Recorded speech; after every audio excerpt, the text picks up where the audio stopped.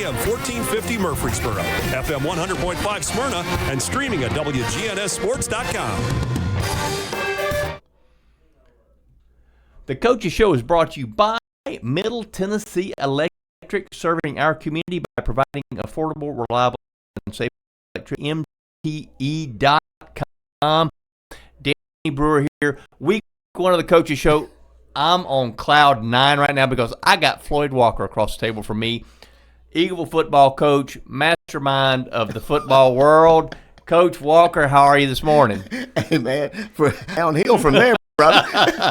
I'm good, man. I'm good. Thanks for having us on this morning. Well, we're happy to do that, Coach. And I mean, you're top of the heap. We all know that. So let's talk a little bit about the excitement of now. Right. As far as it's week one is next week. Right. Everybody's 0-0. We've got all this excitement. Everybody's a contender right now. Oh, yeah, no doubt about it. It's just an opportunity to see what you actually have. It's going to be an opportunity for some kids who've never got, meaningful minutes in games. So you're excited for those kids to see how they're going to perform under the lights for the very first time. You've got some older kids returning. You're excited. They've matured over the past 12 months since we finished our last game. And you're just excited for the community because, as you well know, when you're talking about single A football in a small rural community, the county starts to buzz about it a little bit, and we think we're going to have a pretty good product to put on the field, and we're just excited to get on under the lights and let's go. I'm glad that you mentioned that because that was one of my points I want to make. The Eagleville community. We've talked about this Right. on several occasions before. The community involvement, single A, it can be really, really good from the standpoint of everybody's invested. And Eagleville is really invested in your football program. They have. I mean, anything that we try to do football-wise, the community and the parents absolutely do a phenomenal job of supporting. Any type of fundraisers, any type of events, from field cleanup to concession stand cleanup, anything that we need, our community and our parents do a super job of helping us out.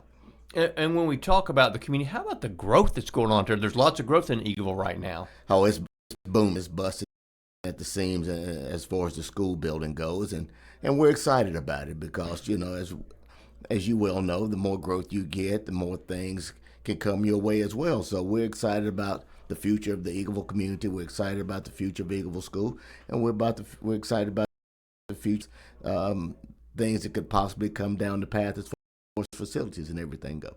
Let's talk about the Floyd Walker way. Football has been a part of your life. Right. We know you were a really good high school football player, a really good college football player at MTSU, coach at MTSU. It's been your life. Right. So talk about how football plays into the development of kids and in that investing in their lives. Well, I think the biggest thing to football, we try to teach football as far as it needs to be able to relate to how life is going to work once you walk out the door. If we can teach you how to show up, how to work hard, how to be on time, how to be respectful, and how to do your job to the very best of ability, then we think that's going to transform into making that young man a super father, a super employee, and a super husband. So that's the big thing we try. You are accountable.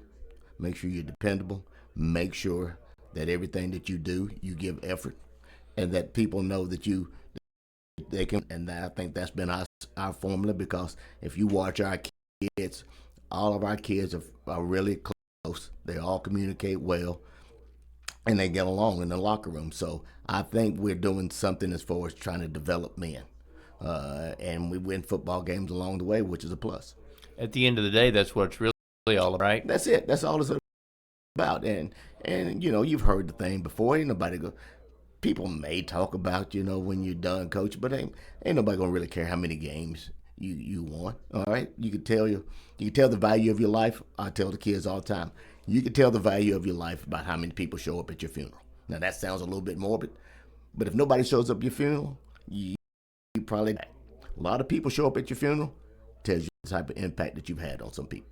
Well, that's very interesting you say that, because one boy that I knew that he passed, and everybody, a lot of them, I spoke at his funeral, he said, you want to be, two things you want to do, remembered and missed. That's what you want to be. And if you're remembered and you're missed, then people will show up. And you're right, that's making an indelible mark in the game of life, which is what you want to do. Right, and you know, right now we're living in a very, very selfish world.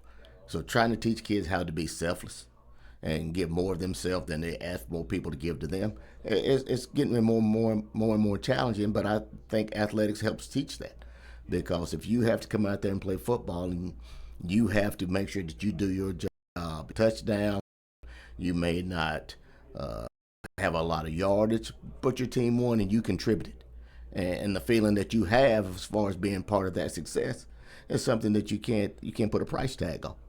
Let's talk a little bit about the feeder system that you have at Eagleville, because I know that as a 1A school, sometimes maybe you don't have the liberty of a large community with a youth program and all that stuff. The feeder system out there at Eagleville and kind of how that's going out there. We've got everything. We've got junior pro through middle school back up to high school. We had one of our big fundraisers. It's called Meet the Eagles, where we invite the community out. We have a scrimmage, and we invite our junior pro football players, our junior pro cheerleaders.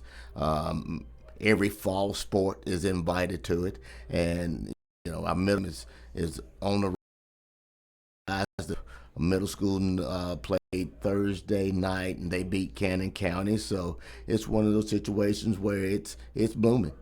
And that's a good thing for Eagleville, because I mean, as you seen those kids come up through the ranks, right, and you come and see the guys on Friday nights and want to be that guy on Friday night. Oh yeah, absolutely. Because what you do is you see the little kid, you know, and we have the fortune of seeing our kids K through K in our building, and to see junior pro kids walk around with an Eagleville jersey on, and they're just as happy as all get out because they get to wear their jersey. And you know, it's going to get to a Friday night where they get to put on that jersey with the same number, and they're going to reflect them to be able to experience that, and for our kids to be able, when they were that age, is something to. Let's get down to nuts and bolts of football. Right. Next week, who you open? Providence Christian out of Murfreesboro.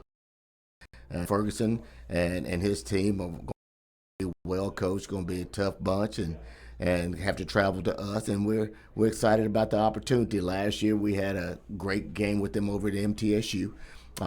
We know that they're going to be physical. We know that be challenging as far as how we defend, spread you from boundary to boundary, and do those type of things. But at the end of the day, it's going to come down to what all football games come down to: who can block, and who can tackle, and who can run the football, and we're going to find out if we're going to be able to do those things. Coach, I'm not asking you to necessarily divulge X's and O's here, but offensively speaking, what do you want to do offensively? I mean, as a general rule for the season, you want to do offensively? Here's my philosophy has always been this: all we want to do is whatever it takes to win the ball game and score one more than our opponent. That's what we want to do. You know, that's their score more than they do. Yeah, if you score one more than they do, then you're going to end up having a winner. Nobody's really going to remember the scores of the game. All people really remember is, did you win or did you lose? And that's basically, at the end of the day, what it's all about. So how you do it, do whatever you need to do offensively. All right, do whatever you need to do defensively to one more point than the opponent scores. How many kids you got coming back skill-wise, as far as talk about your experience skill-wise? We lost a ton of them. We lost a ton of them from the graduate. So when you start looking at, I lost 3 of the 4 start from last year's squad. We lost our starting running back. When you flip it over to the defensive side, we all 4 of our outside linebackers and 3 people in the secondary. And basically 7 people on defense and about 4 or 5 people on offense. So it's going to be an opportunity for some young kids to play. It's going to be an opportunity for some older kids that's been in the program for 3 or 4 years to play and contribute. And I'm excited about those guys. Well, because opportunity is what they want, and they're going to have opportunities. Oh, yeah. It goes to show that if you can continue to develop and you buy your time, that you're going to end up getting to play, and people are going to. And I think that's going to hold some value for us, for some of these kids that's going to have this opportunity. We lost quite a few skill players, but what about up front? How do you like yourself in the trenches? I think that should be our strong suit. We've got 7, 8 offensive linemen that can be in the rotation, 3 down defensive front. So from that standpoint, both ways, we feel like we could possibly rotate anywhere from 6 to 8 kids in and try to keep those guys. We feel really, really good about our linemen. They've been in games, so if we can keep them healthy and keep them fresh, we think that ought to be a big benefit to us. Sometimes people overlook special teams. The importance of special teams is important. Oh, no, absolutely. Yeah. So talk a little bit about in the first ball game, right? And we'll be breaking in a new punter. We had the luxury of having Marshall 4 years. We'll be breaking in a new extra point field goal kicker. He was with us last year, but this is going to be the year that he's going to be counted on. We feel good about it. They've practiced well. They've had some good reps. They just need, and let's see what happens.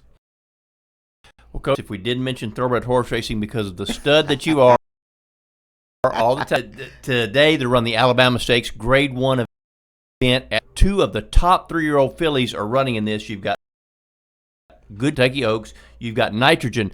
Between them, they have won races this year. So Good Cheer, trained by Brad Cox, Kentucky Oaks champ. Nitrogen, she's won, like I said, 5 this year.